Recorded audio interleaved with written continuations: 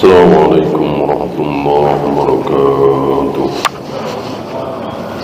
إن الحمد لله نحمده ونستعينه ونستغفره ونعوذ بالله من شرور أنفسنا ومن سيئات أعمالنا. من يهده الله فلا مضل له ومن يضلل فلا هادي له. أشهد أن لا إله إلا الله وحده لا شريك له وأشهد أن محمدا عبده ورسوله وبعد. Terakhir tentang Adam, surga, dan bagaimana Adam dikeluarkan dari surga, dan pelajaran tentang dosa Adam dan dosa iblis.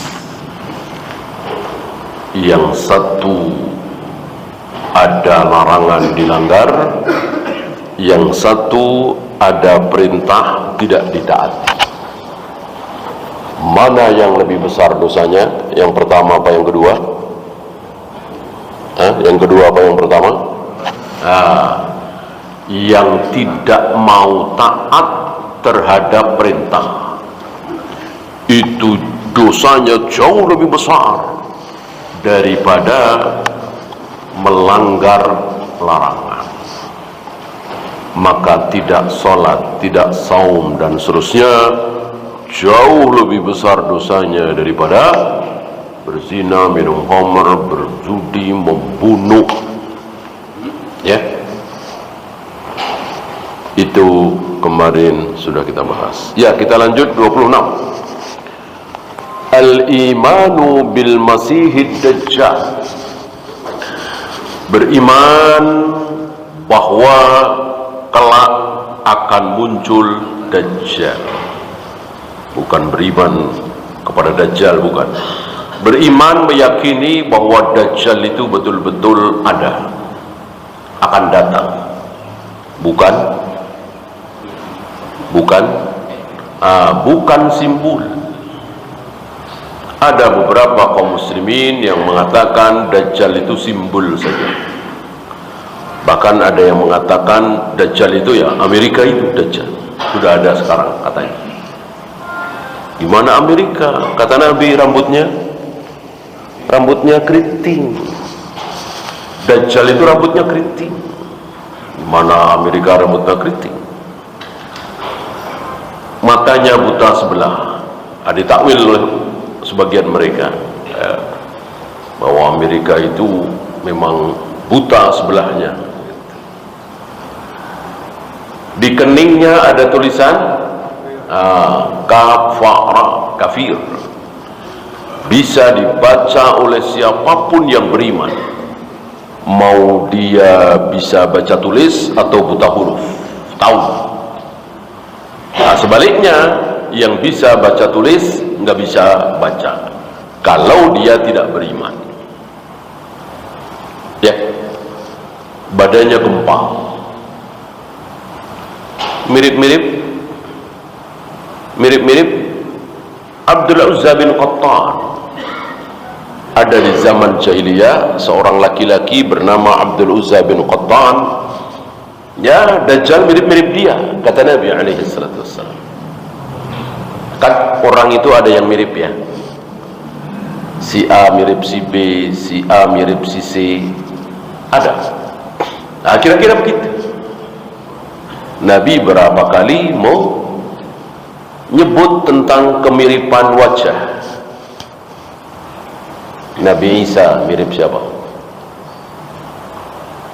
Urwah bin Mas'ud. Kata Nabi alaihi salam, mirip-mirip. Nabi Ibrahim mirip siapa? Mirip sahabat kalian, yang dimaksud beliau. Mirip beliau, Nabi Ibrahim. Emang ayahnya kan?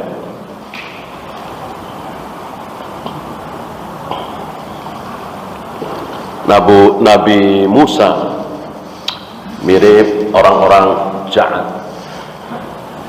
dan seterusnya dan seterusnya. Nah, si Dajjal ini mirip-mirip Abdul Uzza bin Qattan.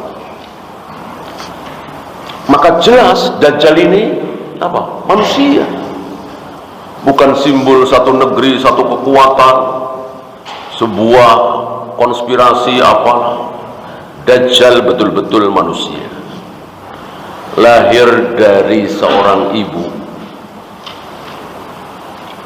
seorang ayah, entah siapa ya. Dan Dajjal muncul di saat apa? Dajjal muncul di saat para ustadz, para kiai, para ulama, para tokoh Islam, para khotib di mimbar-mimbar masjid sudah tidak ada lagi yang membahas tentang Dajjal, dilupakan, seolah Dajjal itu dongeng. Dan itu sabda-sabda Nabi, nggak main-main. 29 sahabat yang meriwayatkan tentang Dajjal, jelas mutawatir.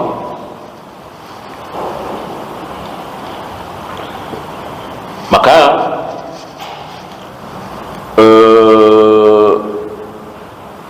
bid'ah itu harus terus diucapkan oleh para doa, terutama du'atus salaf.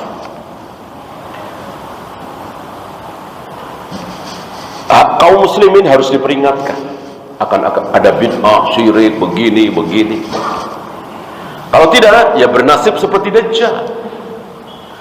Gak ada yang bicara tentang Dajjal lagi. Nah, saat itulah Dajjal muncul. Tentu kaum muslimin gak siap. Orang selama ini gak pernah dengar apa sih Dajjal. Sekarang alhamdulillah, du'atus salaf masih banyak yang berbicara tentang Dajjal. Dan tidak ada satupun nabi rasul yang belum pernah berbicara tentang Dajjal. Nggak ada. Adam pernah berbicara tentang Dajjal, Idris pernah berbicara tentang Dajjal, Nuh, Ibrahim, Ismail, Ishaq, Yakub, semuanya pernah berbicara tentang Dajjal. Tapi akulah yang paling lengkap, kata Nabi sallallahu alaihi wasallam. Sampai rambutnya, sampai matanya, sampai keningnya, sampai sepak terjangnya. Tidak ada tempat yang tidak diinjak oleh Dajjal. Nggak ada. Seluruh tempat diinjak oleh Dajjal. Ya mungkin garis besarnya negara, atau mungkin kota besar, Jakarta, Kuala Lumpur, Kairo, ya, Amman, Urdun, kecuali dua, Makkah dan Madinah. Dua tempat ini tidak sanggup dimasuki oleh Dajjal, dijaga oleh para malaikat. Kata Nabi, Dajjal hanya di dekat Madinah, Dajjal hanya sampai tempat tanah merah yang berair basah, hanya sampai di situ, belum masuk kota Madinah. Justru orang-orang Madinah yang ada keburukan, kemunafikan, terutama mayoritas perempuan, keluar menyambut Dajjal. Adapun masuk kota Madinah, kota Mekah tidak sanggup. Zahirnya seluruh kota besar di muka bumi ini dimasuki Dajjal, diinjak oleh Dajjal. Ya.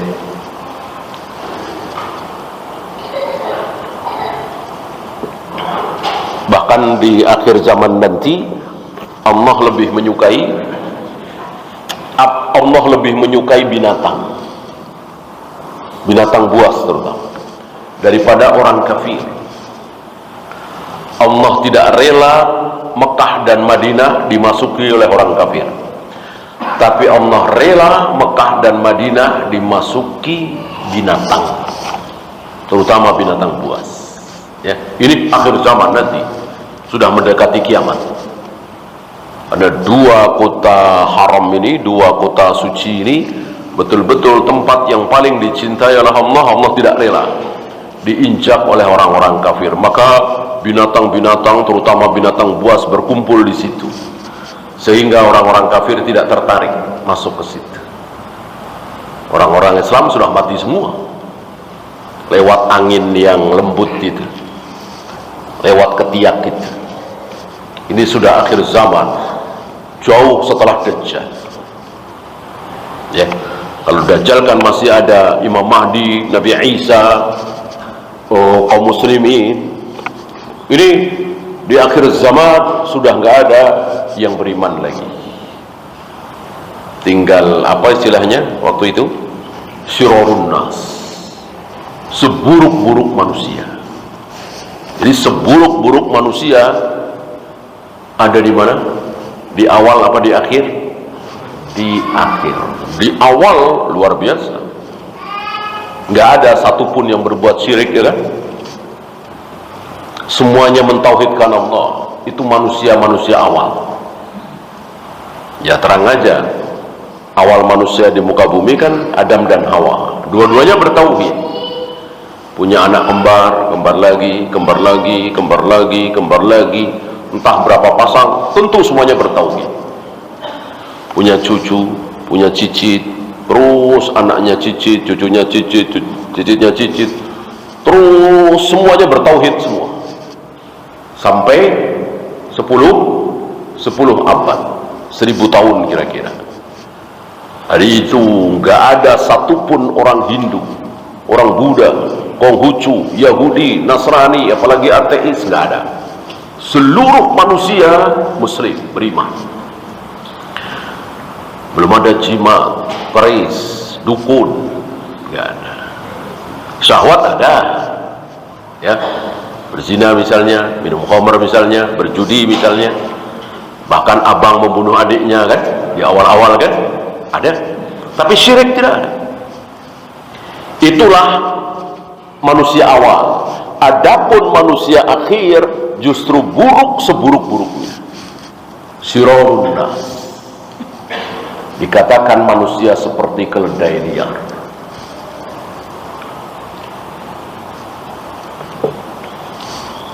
Nah, di zaman Dajjal ini masih banyak kaum muslimin,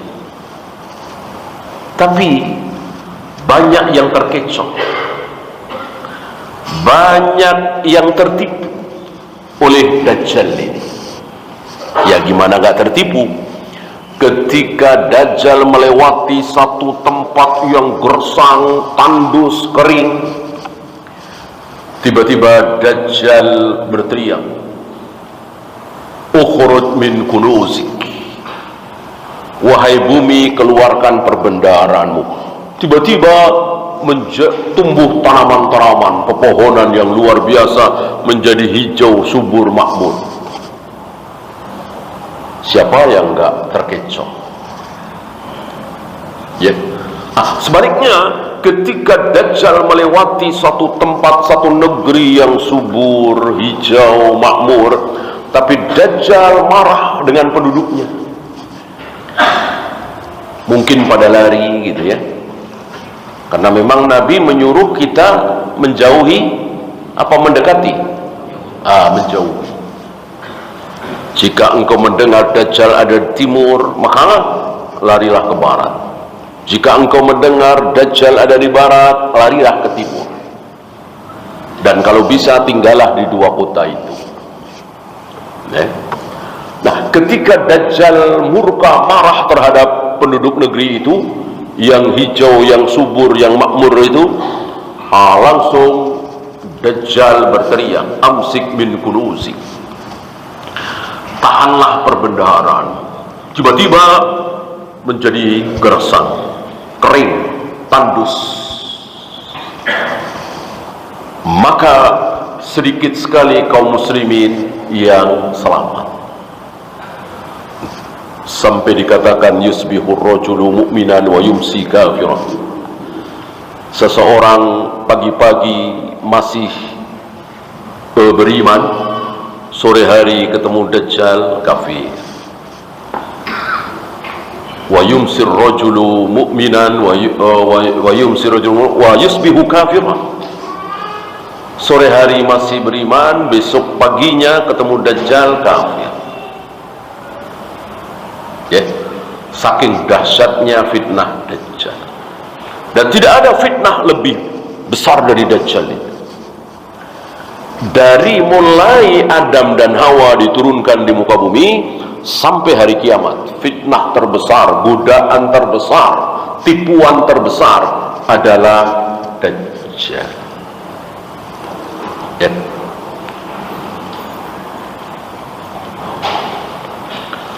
Maka ketika Nabi memperingatkan dari hal-hal keburukan, mumpung belum datang, maka sholatlah, puasalah, ibadahlah, taatlah. Mumpung belum datang, sibuk. Mumpung belum datang, sakit. Mumpung belum datang, kematian. Mumpung belum datang, Dajjal disebut. Ya. Jangan sampai selama ini kita nanti aja. Keburu Dajjal datang. Sedikit sekali yang selamat. Bahkan ada dan Dajjal itu pertama kali tampil di muka bumi ini. Antum tahu tampilnya berapa lama Dajjal? Kata Nabi alaihi salatu wassalam, 40 hari. Dajjal hidup di muka bumi ini cuma 40 hari. Tapi satu harinya seperti setahun. Satu harinya seperti sebulan. Satu harinya seperti sepekan. Selebihnya hari-hari seperti kita. Dulu kacau, waktu udah kacau. Ada sehari seperti setahun, sehari seperti kan kacau. Mendengar sabda Nabi seperti ini, ada satu hari padahal sebetulnya itu setahun. Jadi dari matahari terbit sampai matahari terbit lagi 1 tahun. Dari matahari terbit sampai matahari tenggelam, ya kira-kira 6 bulan, setengah tahun. Dari matahari terbit sampai zuhur, ya kira-kira 3 bulan. Sabda Nabi alaihi salatu wassalam, satu hari padahal itu 1 tahun. Perasa apa melihat keadaan sehari, padahal itu 1 tahun. Kira-kira pertanyaan apa di benak antum? Jika seandainya kita semua hidup di 1 hari, padahal sebetulnya itu adalah setahun, apa yang kita tanyakan? Ini yang pertama kali ditanyakan oleh seorang sahabiah, bukan sahabat ya, sahabiah ya. Sahabiah tentu tidak akan selevel dengan Abu Bakar, Umar, Utsman, Ali, Ahlul Badar, 10 orang yang dijamin masuk surga, perempuan. Nah, sahabiah ini bertanya kepada Nabi alaihi salatu wassalam, ya Rasul, seandainya aku hidup di zaman Dajjal yang sehari seperti 1 tahun, berarti selama setahun sholat 5 kali karena sehari. Berarti selama 3 bulan itu sholat cuma 2 kali, subuh dan duhur, karena subuh sampai duhur itu 3 bulan. Berarti 3 bulan sholat 2 kali. Nabi jawab ya apa tidak? Nabi menjawab tidak. Faqduru lahu, tapi perkirakan oleh kalian. Maka keluar hukum dari sini, seandainya kita berada di satu tempat yang siangnya itu seminggu, kan ada ya di negeri mana, di kutub itu, yang selama seminggu itu matahari kelihatan terus. Selama sebulan matahari nggak pernah kelihatan. Bukan karena mendung, memang nggak kelihatan. Maka diperkirakan. Adapun masih wajar walaupun siangnya 20 jam, malamnya 4 jam, tapi perputaran masih 24 hari, maka tetap mengikuti aturan yang disabdakan oleh Nabi alaihi salatu wassalam, matahari tenggelam maghrib, yang puasa silahkan berbuka walaupun itu jam 1 malam, bisa kan begitu kan, 24 jam ini masih normal gitu. Begitu sebaliknya ketika musimnya berbeda, subuh jam 9 pagi misalnya, belum jam 4 sore sudah maghrib, ya tetap sahur dan buka karena kan masih wajar, masih 24 jam. Adapun yang berhari-hari gelap terus, berhari-hari matahari kelihatan terus, maka diperkirakan sebagaimana ucapan Nabi kepada seorang sahabiah tadi.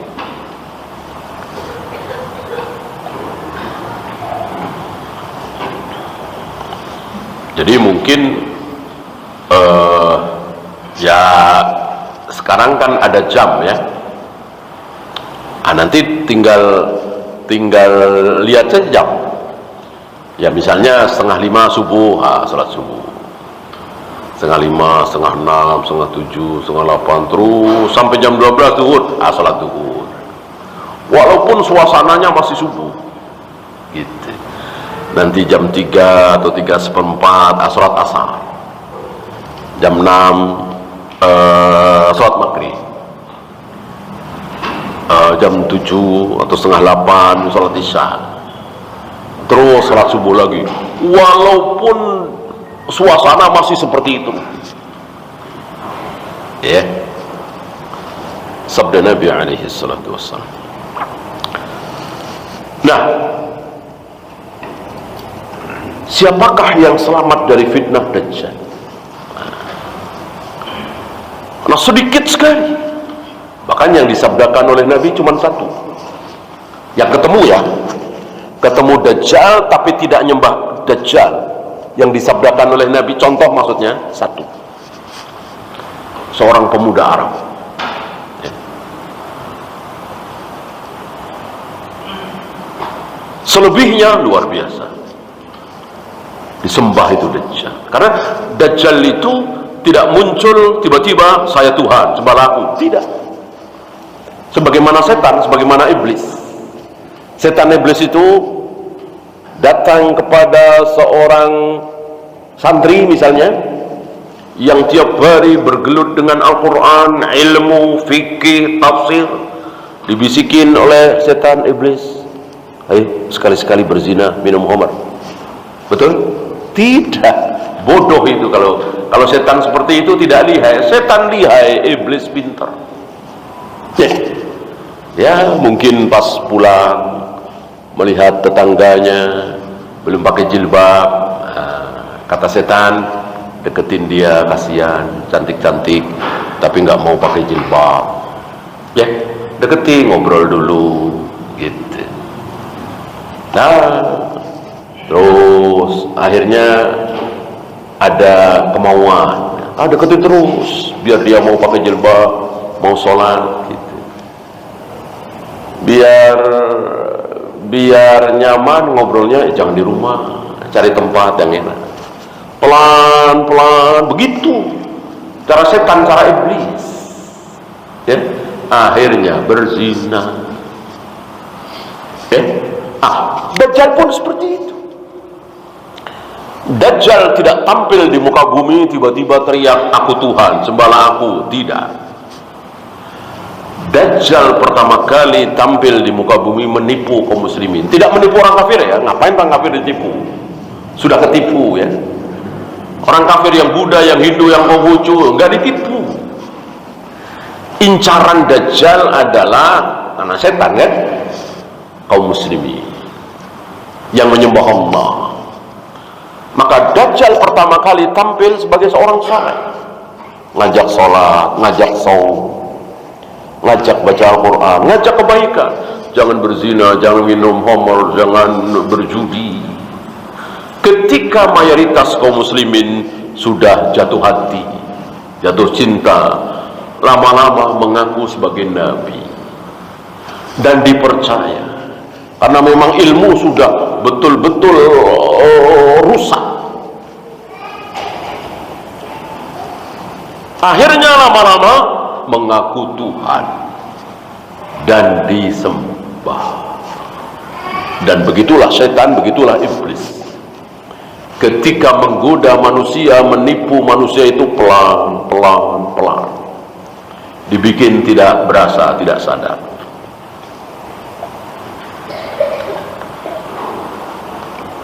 Nah, kita akan bahas siapa anak muda Arab ini. Sebelumnya seseorang yang ragu-ragu ya, pada nyembah Dajjal, pada nyembah, ada anak muda ini yang bukan Arab ini maju mundur, nyembah jangan, nyembah jangan. Semua pada nyembah dan hebat luar biasa. Tapi Tuhan kok kelihatan ya? Maju mundur. Si Dajjal tahu si bocah ini maju mundur. Maka Dajjal bertanya, mana ayahmu, mana ibumu? Dijawab, dua-duanya sudah meninggal. Kata Dajjal, tunggu sebentar, tunggu sebentar. Nggak lama datang ayah ibunya, persis mirip ayah ibunya. Dua-duanya mengatakan, wahai anakku, inilah Tuhan kita, sembahlah dia. Tergoda si anak ini menyembah Dajjal karena betul-betul di depan matanya itu ayah ibunya. Padahal setan, jin, kita tahu jin itu bisa menampakkan dirinya dalam bentuk apa saja, dalam bentuk si A, si B, si C gitu. Baik rupa atau suara. Maka kalau antum lihat atau dengar saya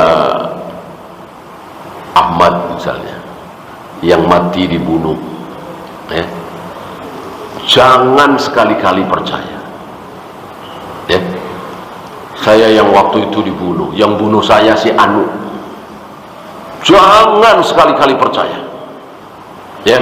Katakan ente setan, pendusta, pembohong ya, kesurupan misalnya, jangan sekali-kali percaya.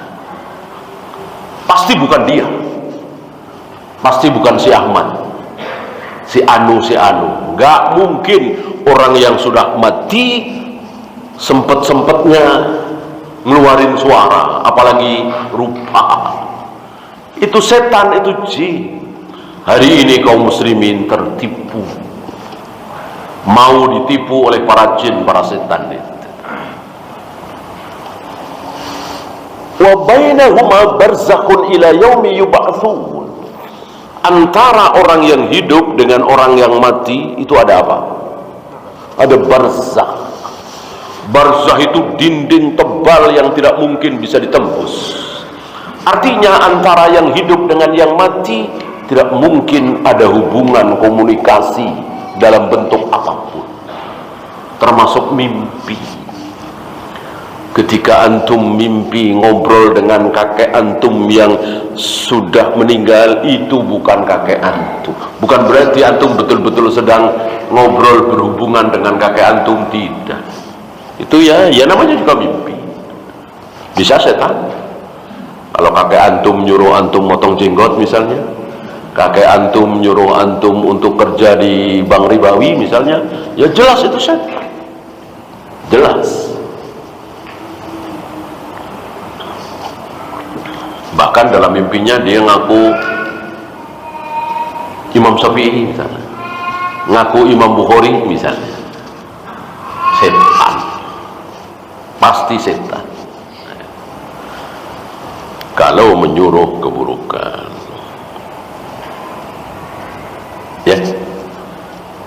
Nah itu dia kan, sampai ayah ibunya datang, padahal itu setan, akhirnya tergoda, tertipu. Nah, kita akan bahas anak muda Arab yang selamat dari Dajjal.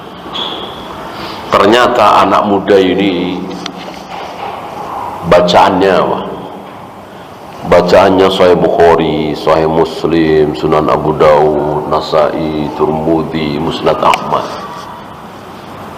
Tentu ini bukan sabda Nabi, tapi saya berani mengatakan seperti itu karena apa?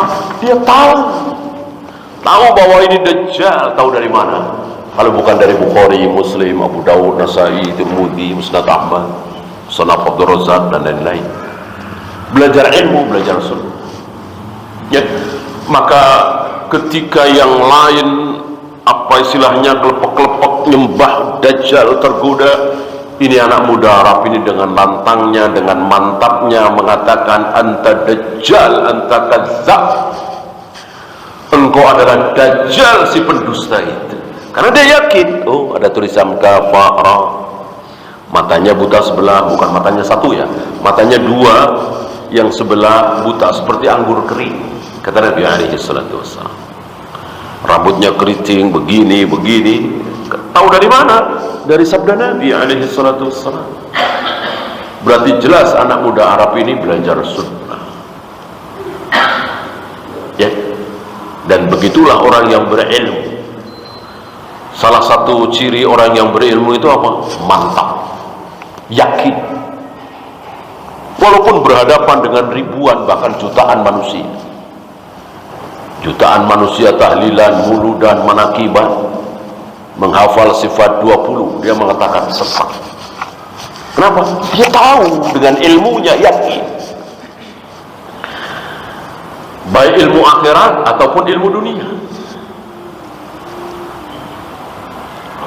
Saya pernah ngeri melihat seorang insinyur berjalan di atas dak itu sebelum dicor itu. Dia dengan mantapnya, dengan tenangnya. Kenapa? Saya nggak ada ilmunya, dia berilmu. Dia insinyur sipil, dia tahu persis ini kuat, diinjak begini begitu. Ya, dikasih beban sekian, kuat.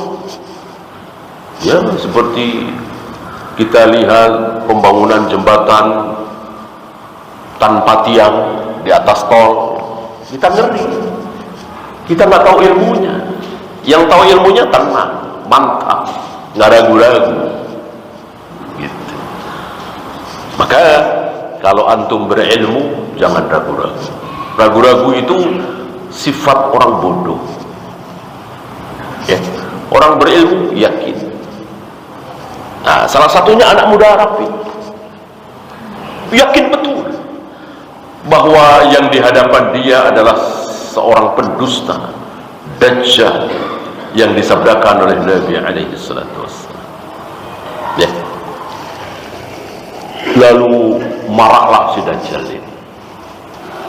Maka ditangkaplah anak muda ini, lalu badannya dibelah jadi dua, mati tentu. Lalu diinjak-injak oleh Dajjal. Setelah menginjak-injak itu, Dajjal mengatakan, "Kau berdirilah." Tiba-tiba berdiri, hidup lagi. Dengan congkaknya, sombongnya, Dajjal mengatakan, masih tidak percaya kalau aku ini Tuhan. Kalau bukan Tuhan, mana mungkin bisa menghidupkan yang mati?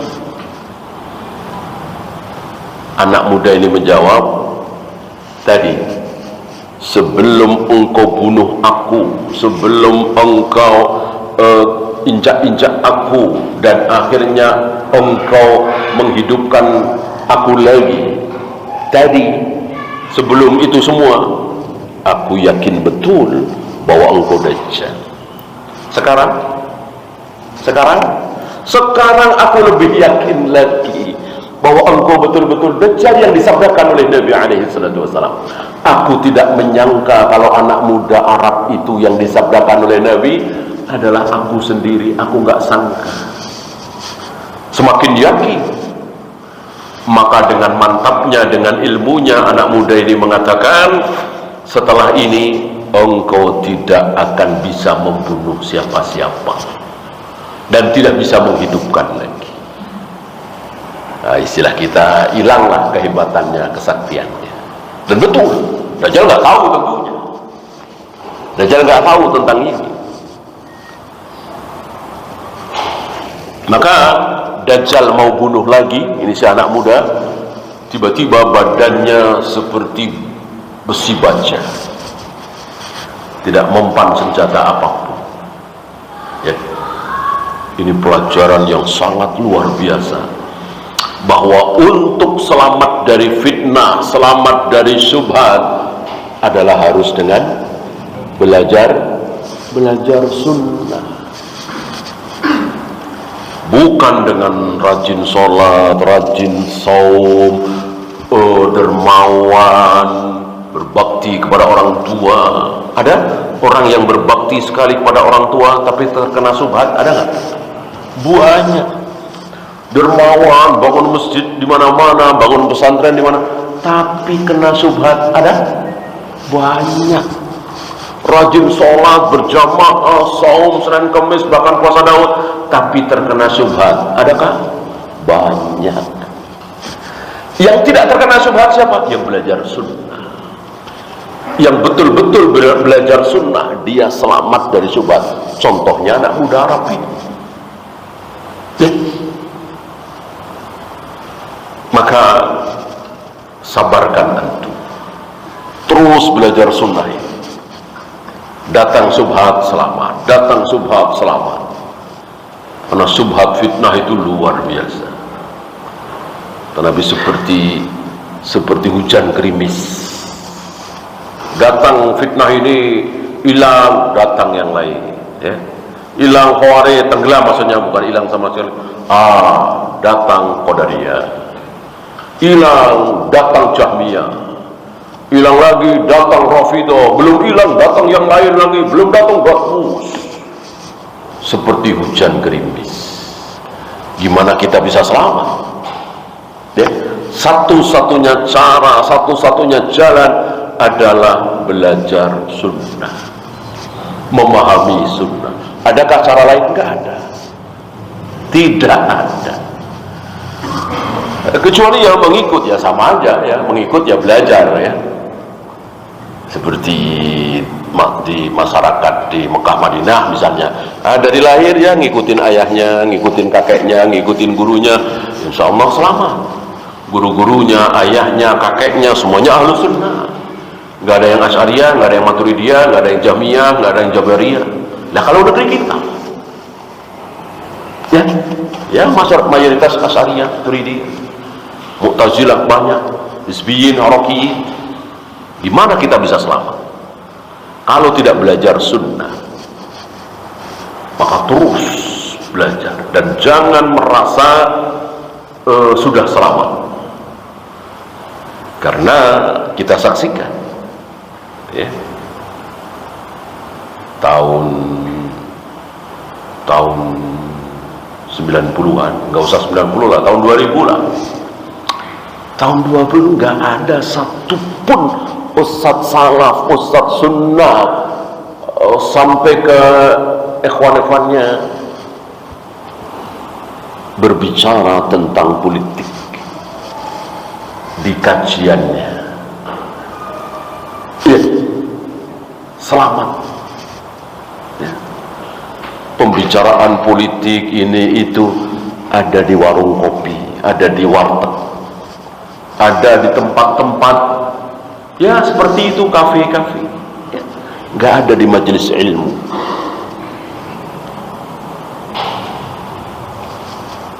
...2005, 2010, 2014 mulai ada salaf ya. pelajaran bagi kita bahwa jangan mentang-mentang sudah ngaji salaf akan selamat. Syubhat itu datang, dan syubhat tidak mengenal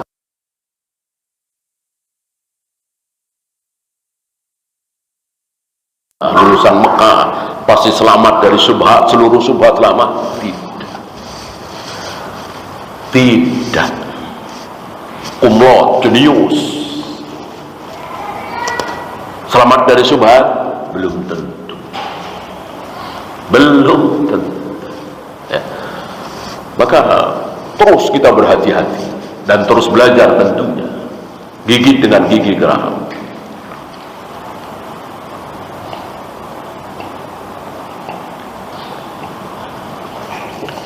Jangan merasa selamat. Dan sunnah ini luar biasa.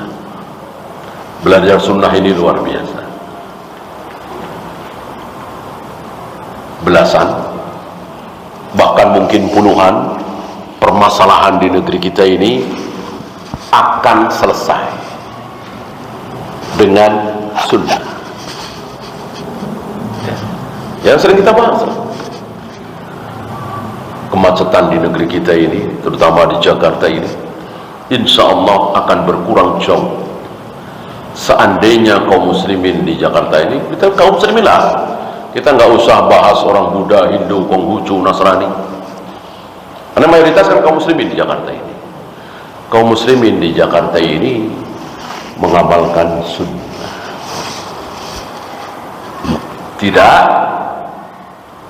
tidak bermain riba, tidak membeli motor mobil dengan leasing riba. Ketika ini terjadi, diamalkan oleh kaum muslimin, insya Allah kemacetan akan berkurang jauh. Ya sekarang gimana nggak macet? Punya duit 30 juta bisa bawa pulang mobil baru, bahkan mungkin 20 juta ya, buat DP-nya. Nah, tinggal nanti cicilan, dan jelas itu ada ribanya, ada perhitungan ribanya, leasing itu kan. Gimana nggak macet ya? Coba seperti tahun 90-an, 80-an ya, kalau harga sekarang ya, kalau nggak punya duit 100 juta, 150 juta, ya nggak punya mobil ya. Atau lamanya ngantri haji, ini pun akan selesai dengan mengamalkan sunnah. Ya, silakan azan dulu. Wassallallahu ala Muhammadin sallallahu alaihi wasallam, wa akhiru da'wana alhamdulillahi rabbil alamin. Alhamdulillah, salatu wassalamu ala rasulillah, la hawla wa la quwwata illa billah. Kita lanjut sedikit tentang Dajjal. Kata Nabi ada 30. Ada 30. Ad-Dajjalun al-Kadibun.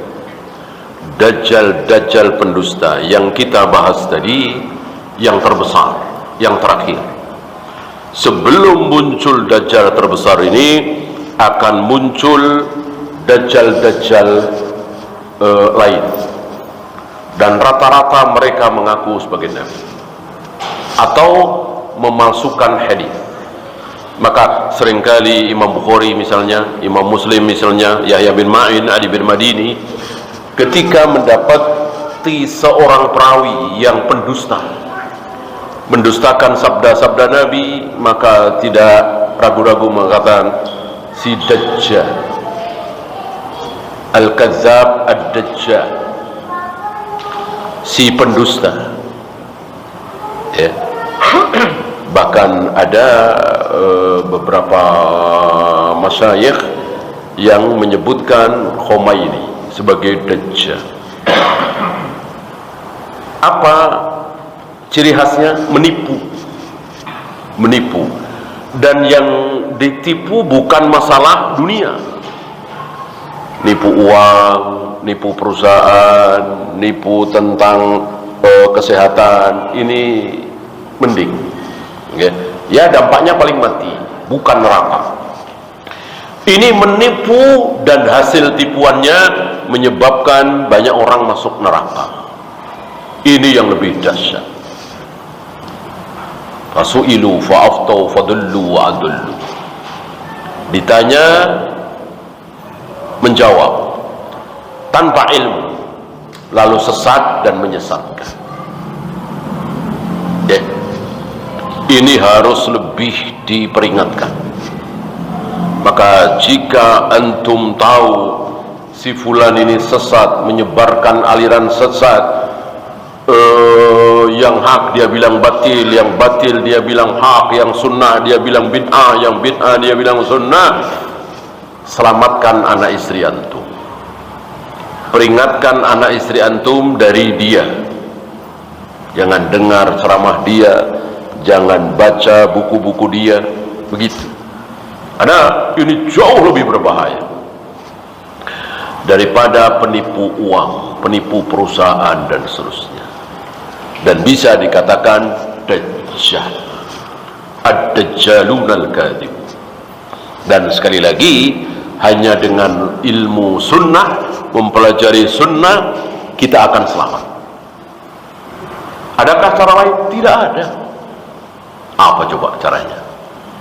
Nah, kecuali doa sebelum salam. Doa kan bukan usaha, ya. Masa doa doang? Ya tentu ada usahanya. Usaha satu-satunya belajar sunnah. Ya, adakah cara lain? Enggak ada. Betul-betul ilmu yang akan menyelamatkan kita dari syubhat, wabil khusus dajjal. Seperti anak muda Arab tadi. Ya. Adakah kaum muslimin yang tergoda menyembah dajjal itu rajin sholat? Ada. Rajin saum? Ada. Cuman karena nggak ada ilmu, ya begitulah. Seperti hari ini. Baik, saudara-saudara kita ini, tetangga-tetangga kita baik, rajin sholat, tahajud, puasa Senin Kamis dan seterusnya, dermawan. Tapi terkena syubhat, disesatkan oleh tokoh-tokoh sesat, dan itu bukan satu dua. Nih, maka beruntung sekali antum belajar sunnah. Maka kata Nabi, addu 'alaiha bin nawazil, gigit, dan nggak main-main gigitnya, pakai gigi geraham. Kalau gigi depan kurang kuat kan, gigi geraham. Jadi betul-betul jangan sampai lepas, ngotot.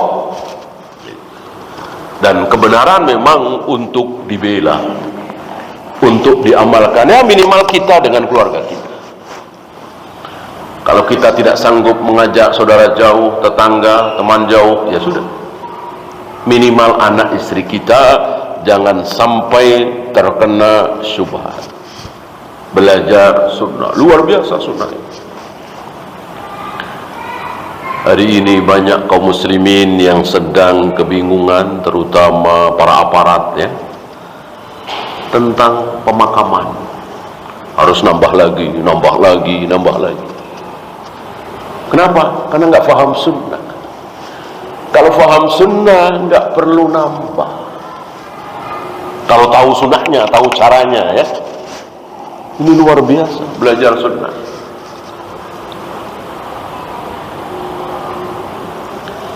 Termasuk untuk pergantian seorang wali kota, seorang bupati, seorang gubernur, harus habis miliaran, bahkan triliunan.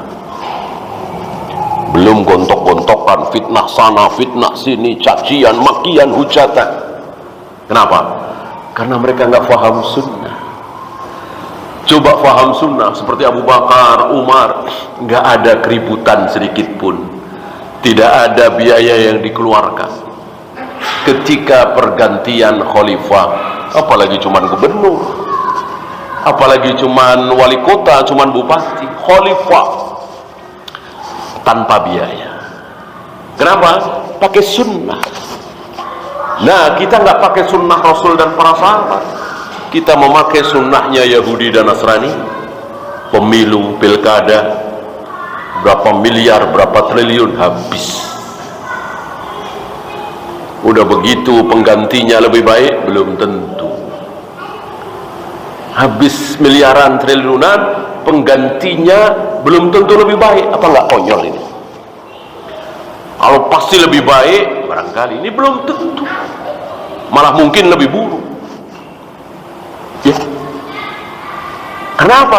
Enggak mengamalkan sunnah, enggak tahu sunnahnya.